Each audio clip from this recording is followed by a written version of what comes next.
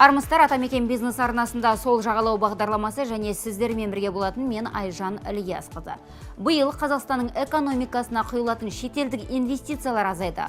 Ұлттық банктың дерегінше 2020 жылдың екінші тоқсанында Қазақстан салаларына 4,5 миллиард доллар тікелей инвестиция тартылса, өткен жылдың дәл осы кезеңінде 6,2 миллиард болған. Яғни шетелдік тікелей инвестиция биыл 2 миллиардқа немесе 27,4% азайды.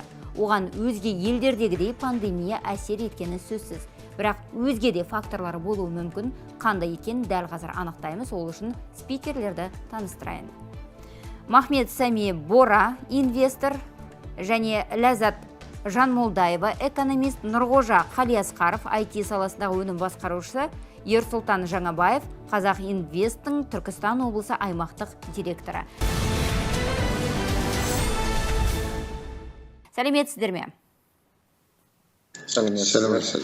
Мехмет Сами мырза, инвесторлар дәстүрлі түрде қаржыны ең алдымен мұнай газ саласына құятын білеміз, иә? Бірақ сіздер ауыл шаруашылығына ақша құйып жатсыздар екен. Оған не себеп? Рұқсат болса мен айта кетейін. Біздің Түркістан облысы оңтүстікте орналасқандықтан ауыл шаруашылық сферасы дамыған өте, жыл сайын 400 мың тоннаға жуық мақта жиналады облысымызда.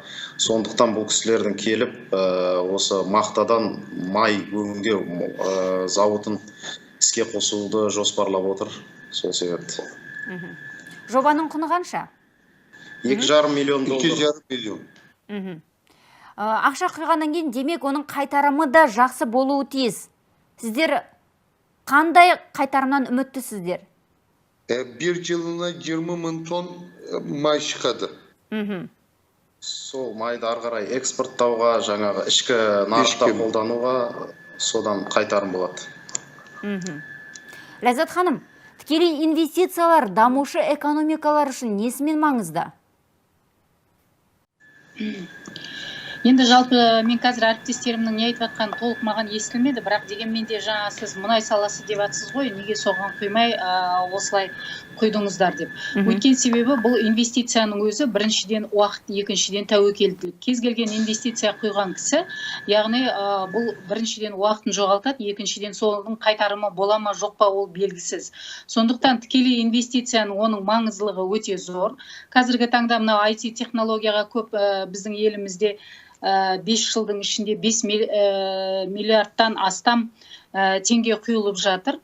Бұл дегеніміз қазіргі салада тіптен біздің байланысымыздың өзі осы мынау технология арқылы өтіп жатыр. Мынау пандемия деген көптеген елдің, анау шыңда тұрған көптеген елдердің өзінің шыңырауға түскенін көрсетіп отыр. Өйткені экономиканың осындай ақсап қалуына бұның зардаптары тек қана шетелдік үлкен алпауыттарды емес, біздің елде де қайта-қайта соққылап осындай жаңағы жағдайға жетіп отырған жағдайымыз бар. Біз шикізат өндіруші ел болғаннан кейін біздің өндірілетін жаңағы мұнайларға сұраныс азайды. Қазіргі таңда мына қатысып отырған біздің инвесторымыздың өзі де ауыл шаруашылығына құйып отыр. Яғни қайта өңдеу, ауыл шаруашылығы осы адамдардың бұл бір жағынан жаңағы жұмыспен қамтиды. Жаңа жұмыс орындарын ашуына үлкен мүмкіндік береді. Екіншіден жаңа өздеріңіз айтып өткендей, бұл инвестиция қазіргі таңда көп бизнестар өздерінің табыстарын ала алмағандықтан инвестиция азайды 40%-ға дейін, келесі жылы тағы да 10%-ға азаяды деген жаңағы болжам бар. Сондықтан біздің мемлекетіміздің елбасы осы инвестиция жайлы көптеген жаңадан мемлекеттік саяси бір бағдарламалар енгізіп, инвесторларға 25 жылға дейін жеңілдік беруге, олардың өнімдерін экспортты шетелге алып шығуына мүмкіншілік жасауына және салықтан жеңілдік беруіне осы жағдайларға байланысты барып отырған қадам. Бұл тек қана осы қазір мынандай жаңа дағдарыс жағдайында да емес, 97 жылдарда да көптеген біздің еліміздегі жер астындағы байлықтарымыз жалғыз мұнай ғана емес қой. Біз Менделеев таблицасының 42 элементінің барлығында біздің мемлекет кенде емес. Соның бәрін шығарып алу үшін үлкен қаржыға біздің мемлекет мұқтаж. Сондықтан мына шетел инвестициясының бізге келуі бұл өте үлкен көмек болады.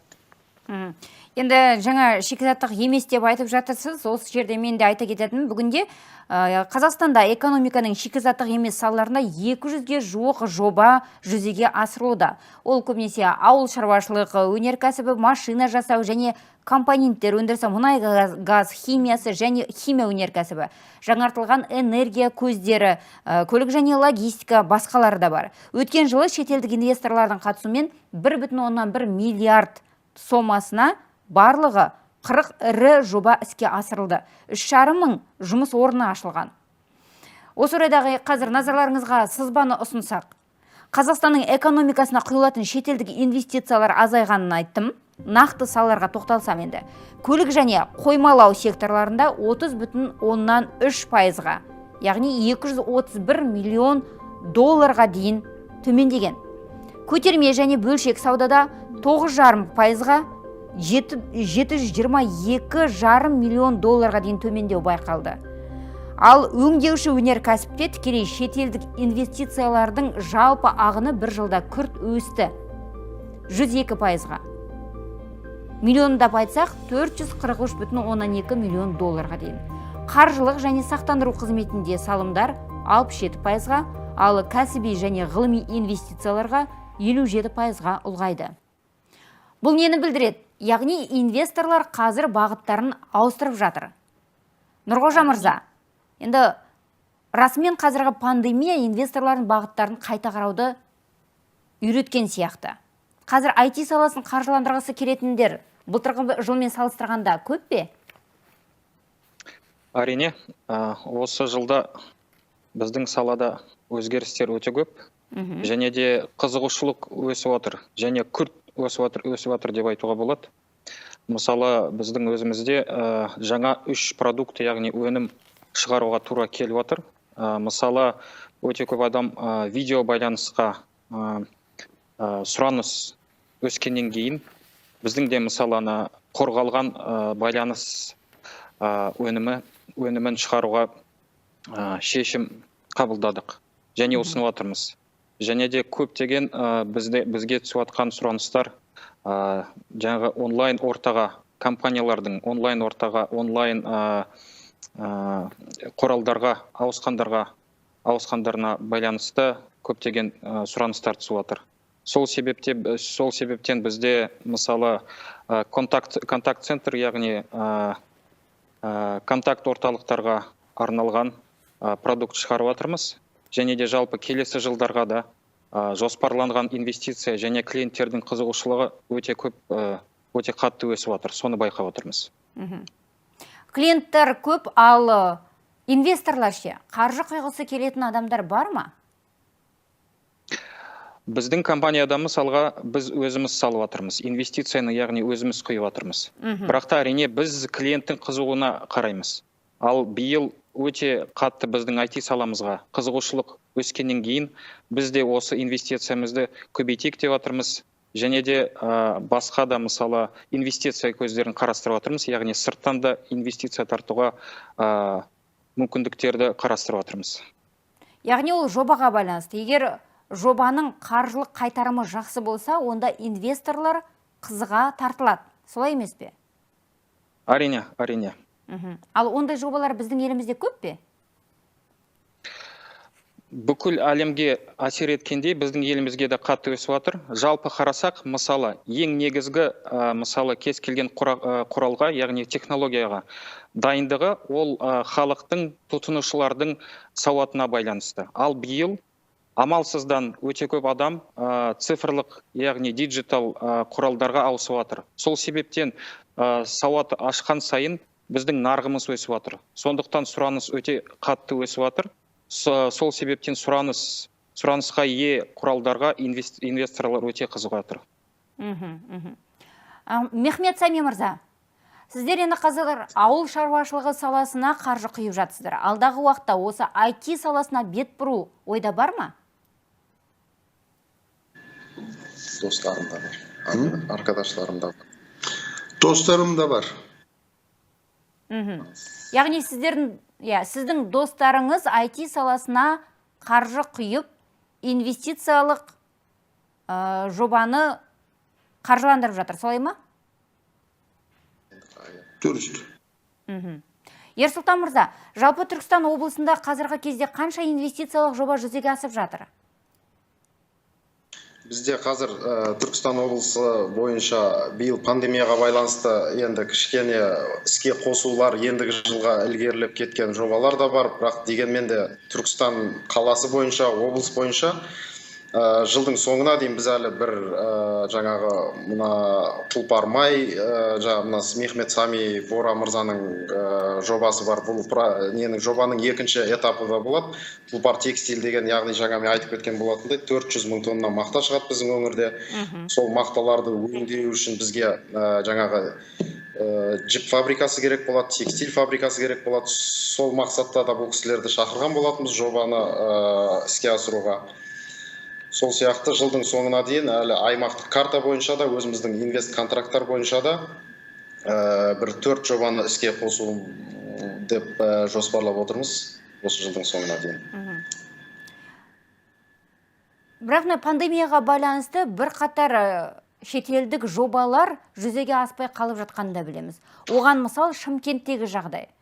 Зауыттың құрылысы тағы да тоқтап қалды, себебі шетелден келетін инвесторлары, яғни құрылысшылар осы жобаға қатыса алмай қалған. Тура сондай жағдай өзге өңірлерде бар ма? Мысалы сіздерде Түркістан облысында? Бізде Түркістан облысында ондай жағдайлар басталған кезде біз жаңағы бір терезе қағидасында қызмет көрсеткеніміз үшін инвесторларға жиналған кезде біз хабардар етіп отырамыз. Қиындалып жатқан мәселелеріңіз болса, бізге келіп айтыңыздар. Жаңағы бізде премьер-министр кеңсесінде межведомстволық комиссия отырысы өтеді апта сайын. Сол жерден адам керек болса, жаңағы адамдарын шекарадан өткізіп кіргізу, оборудование, жаңағы техникалар керек болса, оларды өткізіп кіргізуге біз ықпал етіп, проблеманы ары қарай ұлғайтпай, орнында шешуге тырысамыз әрқашанда. Пандемияға қарамай жоба іске ас мақсатымен. Мехмет Сами мырза, инвесторлардың жағдайын енді инвесторлар ғана біледі, е? Нақты қазіргі кезде Қазақстанда бұл салада жұмыс істейтіндерге жағдай барынша жасалған ба сіздің ойыңызша? Жалпы Қазақстан инвестициялық тартымдылығы бойынша қандай деңгейде? Көңілдеріңізден шыға ма? Jıl saygın жағдайлар жақсарып келеді.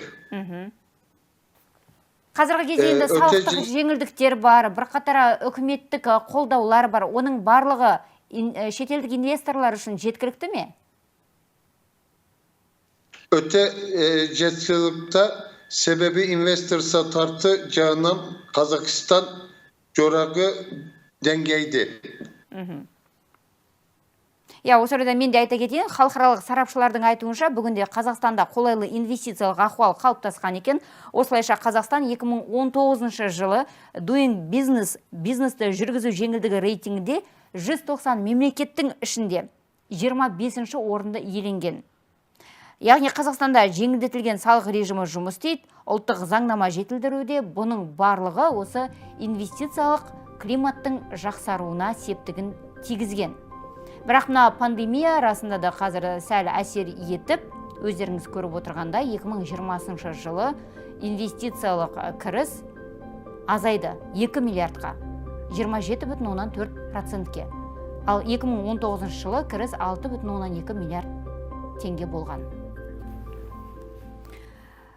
Ләззат ханым, экономикалық тұрғанда енді шетелдік инвестиция тарту бойынша жасалып жатқан жағдайлар жетерлік. Салықтық жеңілдіктерді атадық, визалық жеңілдіктер бар. Мұның барлығы шетелден келетін инвесторларға әрине тиімді. Ал Қазақстан экономикасы үшін қандай пайдасы бар? Шетелдік инвесторларға жасалып жатқан жағдай осы біздің мемлекетімізге яғни кіріс кіріп жұмыс орындарын ашу біздің мемлекетімізге жақсы пайдасын келтіру мақсатында жасалынып жатқан жұмыстар. Бұл жасалынып жатқан жағдайлардың барлығы да бізге біздің елдегі азаматтардың яғни қазіргі мынау көптеген жұмысынан айырылып қалып жатыр пандемияға байланысты. Көп мекемелер жабық тұр. Тіптен базарда сауда саттықта отырған кісілердің өздерінің де бұрынғыдай жағдайы болмай жатыр. Міне сол кісілерді жұмыспен қамтамасыз ету мақсатында жаңа жұмыс орындары ашылған кезде әрине бұл біздің мемлекетімізге халықтың әлеуметтік жағдайына сәлде болса осы көмек көрсетуге жасалынып жатқан жағдай деп есептеймін. Және сонымен қатар ол инвестицияны құю арқылы тек қана жаңағы жұмыс орындары емес, сонымен қатар жаңа бизнесті өркендетуге. Қазіргі таңда мысалға біз айтып отырмыз ғой, мұнайдың жаңағы инвестициялық тартымдылығы төмендеді. Яғни көп елдер ол жаңағы неде жабық осы карантин жағдайында отырғаннан кейін бұрынғыдай жанар-жағар майлар керек болмай қалып жатыр. Көп өндірістер тоқтап қалып жатыр. Соныменен жаңа өндірістің көзін ашып, жаңа жобаларға инвестиция құю ол елдің тағы да бір дамуына қосатын өзінің бір үлкен үлесі деп есептеймін. Бұрынғы артта қалған, кейін қалған жаңағы жобалардың іске асуына міне осы жерде үлкен жаңағы септіктерін тигізеді. Біздің елімізде мысалға айта кететін болсақ, IT технология бұрында да бар дамыған, бірақ дегенмен де тап осы қазіргі кездегі құйылып жатқан инвестицияда көп жобалар жасалмаған. Мысалы, мынау Нұр-Сұлтан, Алматы, Шымкент, Атырау қалаларында үлкен жаңағы осы IT технологиясы жаңа орталықтары құрылып жатыр, иә? 5 жылға бәленбай сумма 5 миллиард теңгедей оларға инвестиция құйылып, осының жобасы алынуда. Бұл енді қазір дүние жүзінде сізбен біздің байланысымыздың осы технологияның дамуының арқасында болып отырған жағдай болғандықтан өте дұрыс шешім деп есептеймін. Және біздің көп жастарымыз осы жерде өздерінің жаңағы жұмыстарын тауып, өздерінің жаңа ойларын іске асыруына, жаңа жобалардың еніп, көп жаңа жетістіктерге жетуіне септігін тигізеді деп есептеймін. Ауыл шаруашылығы мына жерде өзіңіз көріп отырғандай, мына инвестор кісі салып отыр. Біздің елімізде мына оңтүстік жақтарда, яғни беретін жемісі жыл 12 ай осындай егісті егіп, табыс тауып, адамдарға жұмыс беріп, өнім өндіруге шетелден көптеген мысалға жеміс-жидектерді біз алуға мәжбүр болып отырмыз ғой. Соның барлығы өзіміздің елімізде өндірілетін болса, ол әрине біріншіден табиғи таза өнім болар еді, екіншіден ол шетелден келетін өнім сияқты емес, бізге бағасы төмен болар еді. Бұл жасалып жатқан жағдайлардың бәрі ең алдыменен инвестиция тарту, біздің елімізге келетін жаңа табыс көзіменен жаңа жұмыс орындары деп есептеймін. Әрине, дұрыс қой, бұл пікіріңізбен мен де келісем. Ерсұлтан мырза, сіздердің облыстарыңызда қазір бірқатар жобалар жүзеге асырылып жатқанын айттыңыз. Шетелдік инвесторлар оларға ақша құйып, алдағы уақытта жобалар іске қосылады. Енді олар үшін жасалып жатқан жағдайлар қазір жеткілікті ме? Қалай ойлайсыздар? Жаңа біз айтып кеткендей, Қазақстан өңірде инвестиция тарту жағынан көш бастап келеді. Әлде өкімет тарапынан жаңағы мына инвестиция комитеті, Қазақ Инвест ұлттық компаниясы, жергілікті атқарушы биліктегілер барлығы қосылып, осы инвестор тартудың, инвесторлардың жаңағы қиындықты туындаған қиындықтарын, проблемаларын шешумен барлығы осы бір бағытта жұмыс жасап жатқандықтан проблемалар болады әрине. Осы пандемияға байланысты ешкім жоспарламаған бір қиындық болды. Дегенмен де бәр жаңағы өкілетті органдар бірігіп жұмыс істегеннен кейін бұл проблемалардың бәрі шешімін тауып жатыр біздің облыс бойынша. Енді шетелдік инвесторлар қандай да бір жобаға қаржы құймас бұрын алдын ала келісім жасалады. Сіздерде ең ұзақ мерзімді келісімдер неше жылға дейін жасалған? Келісім жасалғанда біз жаңағы инвесторлармен... Мысалы, Мехмет мырзаның, мысалға алып айтсаңыз болады. Мехмет мырзалармен біз жаңағы оборудованиясы бізге не бар ғой, жаңағы кірістер департаментінің қойған шарттары бар өзінің. Мына оборудование мынандай, өздерінің әр бөлек-бөлек тарифы бар. Жаңа оборудование, су жаңа оборудование бізге ешқандай жаңағы таможня төленбей тегін кіреді Қазақстанға. Ол мәселенің барлығын біз жергілікті осы департамент, кірістер департаментімен барлығын шешіп, қадағалап, бұл кісілердің қазірде Түркиядан жаңағы оборудованиялар келе жатыр, оларды монтаждап, одан кейін барып іске қосатын болады заводта. Сондай мысалдарда әрқайсысымен жұмыс жасаймыз. Ал зауыттың нақты Қазақстанға қаржылық қайтарымы қашан басталады? Қаржылық қайтарымы жаңағы экономистердің терминдары бар ғой, MPV, IRR деген. Бизнес план жасағанда, жаңағы фин модель жасағанда бұның бәрін есептеледі. Завод 5 жылдан кейін өзін салған ақшаны ақтайтын болады. Себебі жаңа айтып өткендей, бізде өңірде мақта көп шикізаты.